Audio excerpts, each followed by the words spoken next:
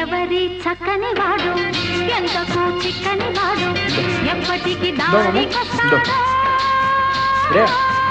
ఎవరి చక్కని చుక్క సొకు దీని కాలికి మొక్క కాదన్నా వెంట పడుతుంది కాదన్నా వెంట పడుతుంది ఎవరి చక్కని వాడు ఎంతకు చిక్కని వాడు ఎప్పటికి దారికొస్తాడో ఎవరి చక్కని చుక్క